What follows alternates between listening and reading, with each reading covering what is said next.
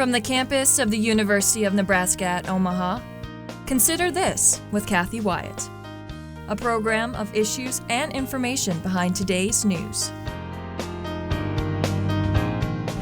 From ABC News headquarters in New York, this is Nightline.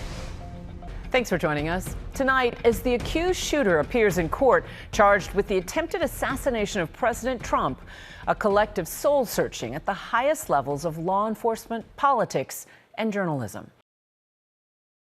Hi everyone, I'm Kathy Wyatt. Welcome to the 29th season and this week's edition of Consider This. Our topic, a conversation with Juju Chang, the Emmy Award-winning co-anchor of ABC's Nightline, joins me here in the studio. What an honor. Oh, the honor's mine and the privilege. Oh my goodness, thank you so much for being here and welcome. Thank you so much. We are going to start with what brings you to Nebraska. Well, I am the featured speaker tonight at the Sume 2 lecture, and it is part of the CFAM Department of Communications and Media and what is the FAM? Fine Arts, there we go. And I am thrilled to be able to help highlight the legacy of Sume 2 and really her life work and her life's legacy is a metaphor for the Asian diaspora coming to the United States, the sacrifices that she made for her children to have a better life, and her fundamental belief in higher education as a transformative power. And so, luckily enough, it's here nestled at UNO, and I am going to speak to the larger CFAM family, but also to the recipients of the scholarships endowed in her name. So I'm thrilled to be here. Also, I'm going to stop by the new library. I heard it just opened and it's fantastic. Yeah, it'll be a good stop for sure. So as the keynote tonight, what is your message going to be? Well, it's varied. It's both personal and universal. I think for me, it's my story of coming to the States from Korea. I was born in Seoul, and what it was like to grow up feeling different and feeling marginalized. But interweaving that with Sume 2's story and how she felt similarly, and yet how bringing it forward to this day, how my journalism career was shaped by that, and those feelings of feeling a little bit like an outsider, but also really then fundamentally embracing what's so great about this country is that the opportunities that are available to everyone, and frankly what education can do for that. Yeah, a pivotal time for sure in the lives of students, a time in which I know you can relate, and we are going to talk about your college years in just a few minutes. But I do want to go back to the beginning of your story, sure. right? And Seoul, South Korea. What's important for us to know about that? Well, you know, my family came over at the beginning of the 1965 Immigration Act, when a lot of, thanks to John F. Kennedy, the doors were opened for people seeking a better life. And my family left Korea after the war, and the war had sort of destroyed a lot of their wealth and a lot of their, lives, and so they came here seeking, a brighter future for their children, like a lot of immigrants do. And I think for me, having come at the beginning of that wave of immigration, I grew up at a time in California when there weren't a lot of people that looked like me. There weren't a lot of Asians, and which is very different now. Like today in Silicon Valley, it's like 50% Asian American. But back then, it wasn't. And I think, those kinds of experiences gave me what I now see as my biggest strength as a journalist, which is empathy. And I think I was often drawn to stories where people felt like I did growing up. Talk a little bit more about your childhood, what viewers might be wanting to know. Well, I mean, I grew up wanting to look different, thinking that my family's food smelled funny, that my, parents talked funny, and that we were just outsiders. It's ironic now because fast forward, 50 years and K-pop and K-music and, kimchi is everywhere. But back then it wasn't so cool.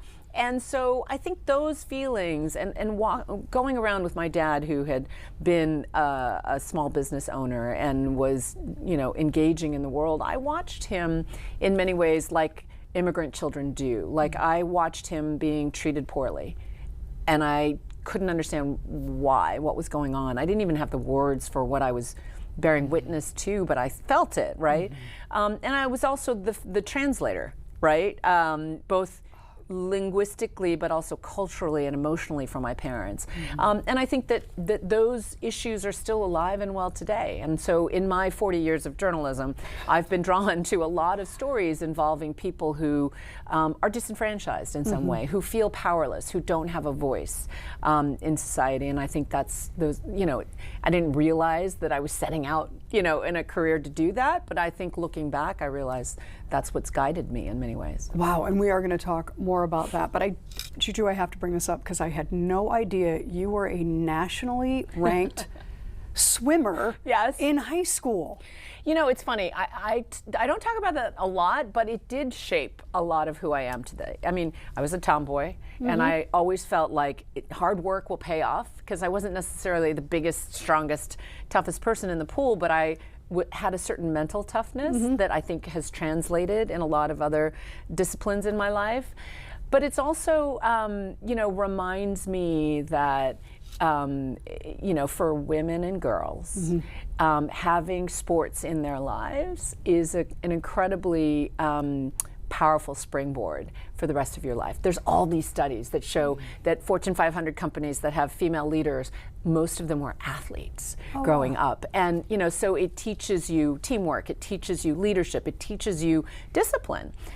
So for me, I think it provided a lot of those things. So, and you're describing television news too, by the way. Curiously, when did you become interested in that and think, this is what I'm going to do? When I flunked my calculus class in college. No, I'm kidding. I thought I was going to be, I grew up in Silicon Valley, not blocks from the proverbial Steve Jobs garage that launched Apple, right? So every young Asian kid in that time was like, well, you're going to be the next Steve Jobs. And so I thought I was going to be an engineer, and I literally got a 27 out of 100 in my midterm, which was graded on a curve, so I got a C. But even that was traumatic for me. And at the same time, I was taking a required political science class, and I got an A+.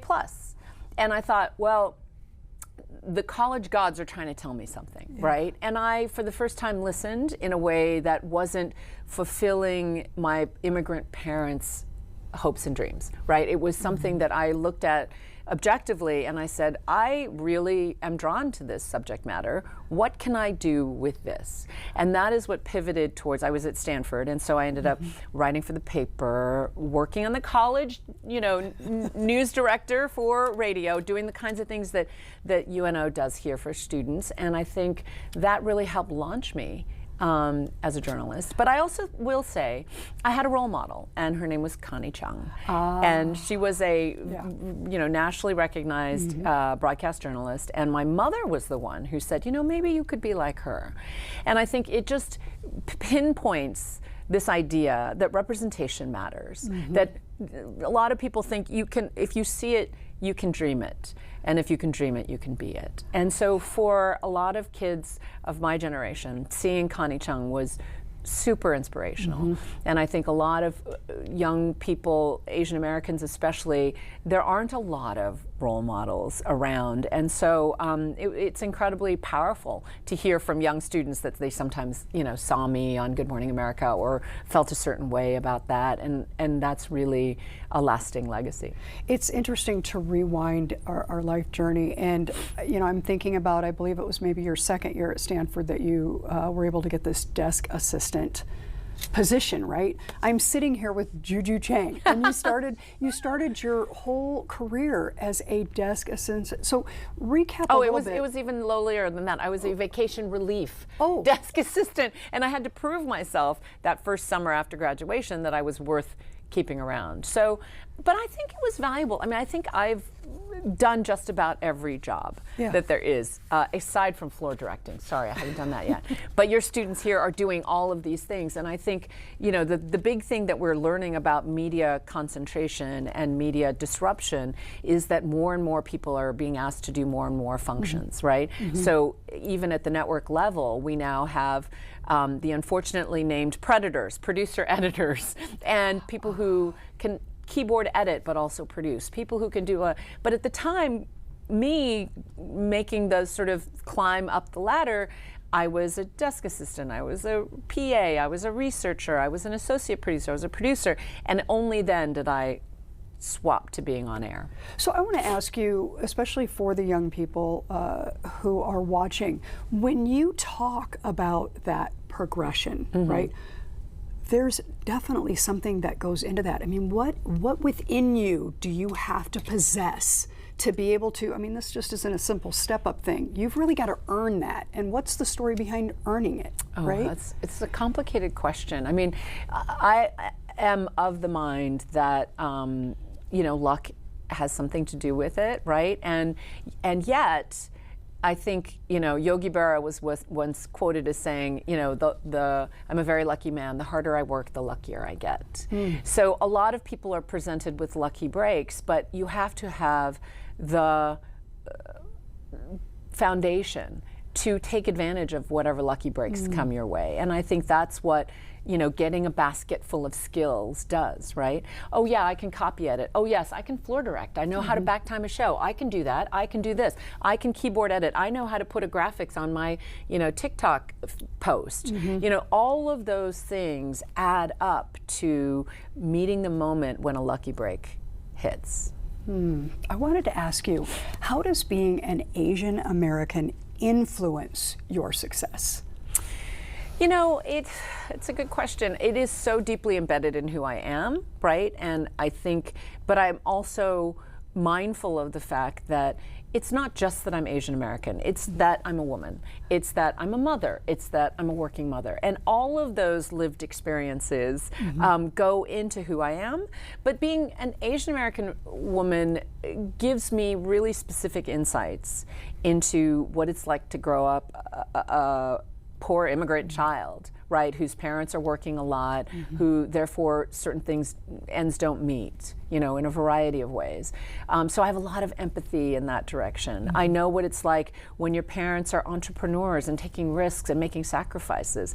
That's a very universal thing, and that's what I meant about this lecture tonight. It is both very specific about my story, about Sumei's story, but it's also very universal. These are traits that most families can tie into or relate to in some way. Because let's face it, all of us at some level are immigrants to this country, unless you're a Native American, right? Of which there are some in this area. But still, the point being that knowing that our ancestors made sacrifices for us, and that we should do good and do well by them is an incredibly important theme.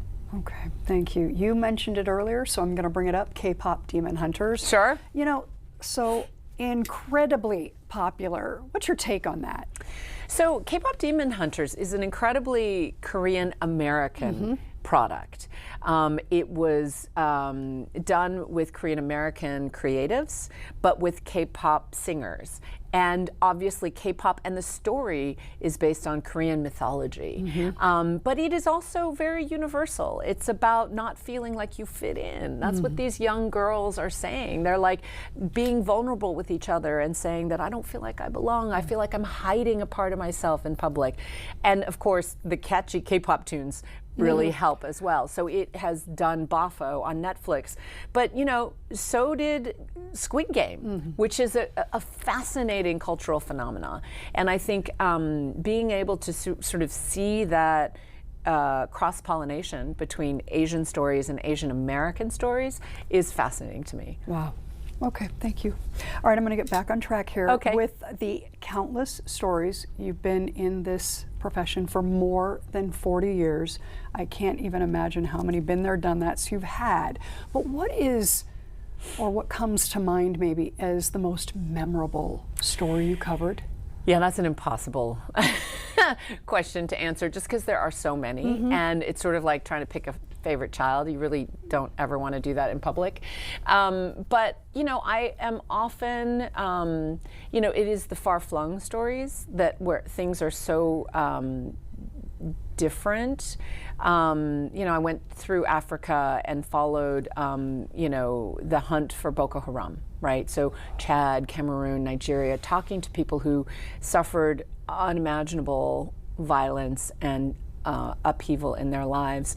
But that was so sort of hands removed, you know, like an arm's length away. And then I came home that following week and was assigned to the Pulse nightclub shooting in Florida, where, you know, I then spoke to family members after this shooting. And when it's so, you know, it's the same kind of violence and massacre and what have you, but when it's that close, and I can relate to these folks because they're on a family vacation and they're going to Disney World and they're, you know, it was just so poignant.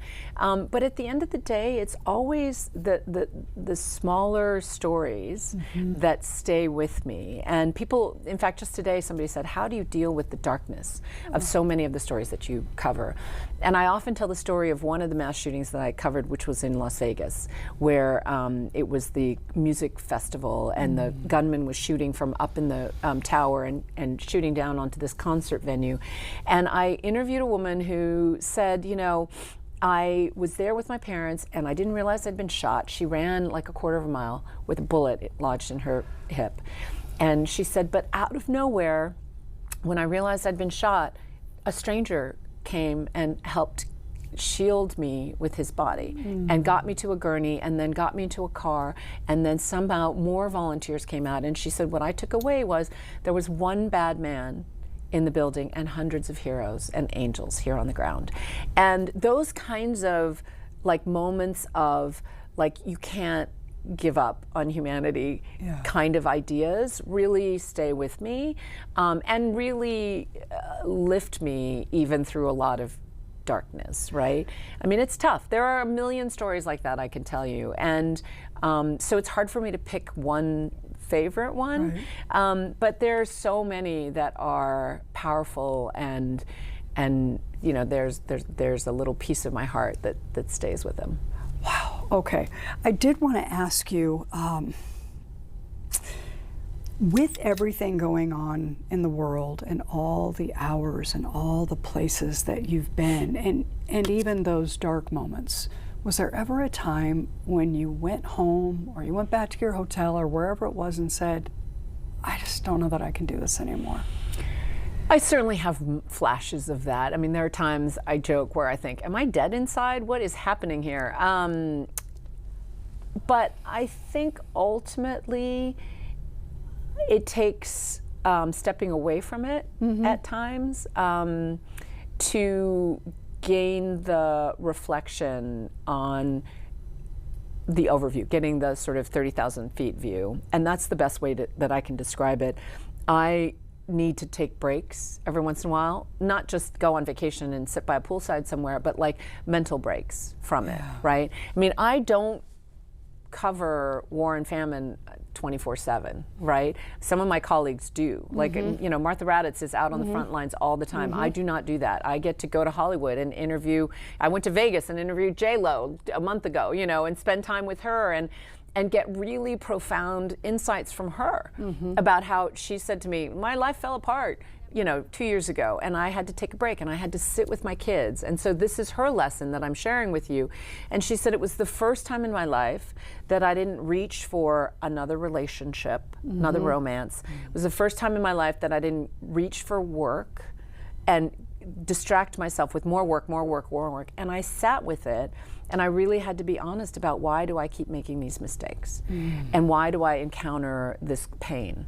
And I think that is the answer to your question, is you need to take a break from it. Maybe not like a year vacation, but more like, you know, take a break mentally, take a break. And I was even explaining to somebody that the treadmill of my job is constant. So even coming here to Nebraska and taking a day to reflect and write a speech and talk to people and put it all together, it really helps me sort of synthesize a lot of what I have been through, right? And a lot of the observations that I'm making, but it's fleeting and it's, oh, that's so interesting, and I don't, but then to put it all together and put it into a speech, it forces me to do kind of a, not a reckoning, but more like a housekeeping in my brain. And so it's great. So you asked me like, oh, I'm so glad you're here. I'm glad I'm here. It's really an opportunity for me to take a deep breath. Okay, thank you. And as if you don't have enough going on in your world, married and have 3 sons. I do. So what can you tell us about your family? What I can tell you is that we are very close. We are a nice Jewish family. There's 3 sons, and they are, I say to my husband, we don't have kids anymore. We have grown-ups, because the youngest one turned 18. Wow. So that's a whole nother adventure. In fact, this year, the middle guy is graduating from college, and the little guy is graduating from high school.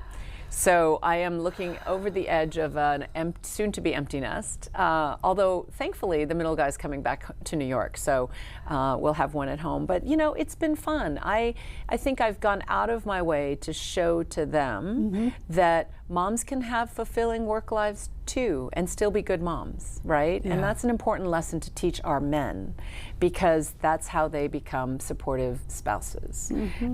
So I think that they, you know, I say this all the time to my female colleagues, like, you know, pick your man wisely. In fact, I think it was Warren Buffett, who is an Omaha guy, who said the most important business decision you make in your life is who you partner with in life. And I totally agree with that. And I think it's, for me, our sons are, they've already, to the extent that they have girlfriends, they've already picked really strong, capable women to partner with, right? And that's really, it's really important. And I think that they are young men who's, I say to them, I don't care what you do in your career. I don't care where you go to college, although if you went to UNO, that would be good. But what I do care about is that you are not a jerk. I said, that is just like not that hard a life principle. Don't be a jerk, right? And I think everything else is noise. And fundamentally, if you're a kind, decent, compassionate human, everything else will fall into place. I want you to speak to the moms out there who are watching, because they're looking at you right now going, oh my gosh, how is she able to? And I think one of the most commonly asked questions of someone like you is, how on earth do you find balance? Right? I mean, you're being pulled in 10 million different directions, and for you, that's worldwide, literally, right? Yeah. And then you have this family to come home to. How do you balance it all? I mean, I do think you get comfortable with being imbalanced. I think that's part of it, right? Interesting. And the other thing I said to the 2 professors that I was speaking to earlier this morning here at UNO, one has a 10-month-old and one has an 18-month-old, and they asked a similar question, and I said, I think you have to be comfortable. Don't let perfect get in the way of the good, right? Be comfortable with, like, it's not going to be perfect. Like, your house is going to be a little messy. That's okay. You know, you're not going to grade your papers on Thursday night like you told them. You're going to get it done on Friday. Like, it's okay to not be perfect, and just to give yourself that grace. And you're not going to be able to make it home to read every night, but you'll get there as many times as you can. And then reframing that as, it's not that you're hurting your child if you're not there every night. It's like, you have to reframe it as, like, I'm doing that because I derive pleasure from it. It's not a duty, it's a pleasure. And that is when you start seeing it in a slightly different frame. Interesting. All right, we have about 4 minutes left. Amazing. I wanted to bring up that you recently turned 60. That's right. And it's at this point in our lives that people are asking, especially women, are you thinking about that next chapter, right? Are you thinking about it? Of course I'm thinking about it constantly, because my husband, who's in public television, he's publicly announced that they've started a search for his successor. He runs the New York public television station. And so that means he's going to start looking for his off-ramp. And I am not that many years behind at 60. And I think we'll both be continue to be engaged in meaningful ways in our community, in projects that we do on the side. I'm already doing fun little projects on the side. We just launched a true crime podcast on Apple Podcasts, and actually they're on all podcasts, Spotify, and on even now Amazon Music has podcasts. But it reached number 3 on Apple Podcasts. We're very proud of it. It's called Bridge of Lies, but it is sort of adjacent to my day job, right? So I'm looking at these projects that are still storytelling, still part of the world that I've inhabited for 40 years, but not every day in the office or in the field the way that I have been for all these years. I am just curious. If you had not gone into television news, what would you have done? I honestly think I would have been a therapist. Or I think I would have been a pretty good therapist, and I think I would have enjoyed it. I spent I mean, you asked me the question, and I should have said this too, like, how do I deal with all of it? I went through a lot of therapy because it wasn't easy being the child of an immigrant, right? I went through years and years of therapy, and it was through that I was honest with myself and was able to do the thing that J-Lo talks about, which is just sit with it and be honest and real about it. But that, in turn, made me a better journalist, made me a better mom. It made me a better friend, made me a better sister. And I think it was so incredibly helpful to me that people ask me that occasionally, and I think I would have enjoyed that, being able to help others do the self-reflection that I was able to do that was so powerful. Interesting. Final question. Yes, We have about yes. a minute left. What is it like for you, who's done, again, countless stories, to sit in that chair instead of this one? I never like it. I much rather would ask you questions. So wait, where did you start? And then yeah, I don't love it. It still always feels awkward to me, and I feel like I should have questions in front of me, and backup questions, and backups to the backup questions. But yeah, it's very nice of you to be so gentle with me, though. Well, we appreciate you being here talking today, of course, with ABC's Juju Chang. Want to thank you for taking the time to be here today, but really more importantly, for taking the time to help celebrate and inspire the students here at the university. We wish you well in whatever your next chapter holds for you. Thank you. And again, can't thank you enough for having taken the time to be here. My genuine pleasure. Thank you. You betcha. Thanks to our students who are working so hard behind the scenes, and of course, to all of you for watching. We'll see you next week.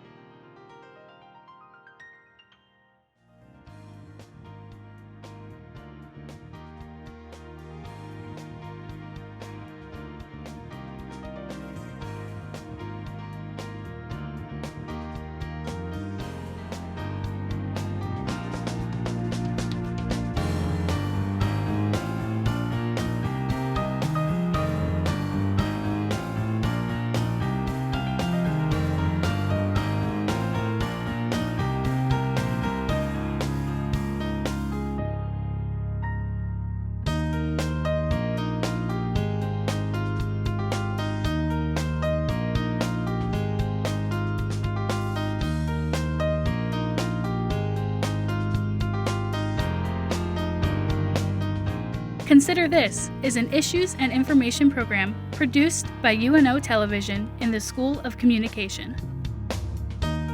More information and program archives can be found at nebraskapublicmedia.org/considerthis. If you'd like to share your comments about this program, call the UNO School of Communication at 402-554-2600 during regular business hours. Or send an email to cwyatt@unomaha.edu.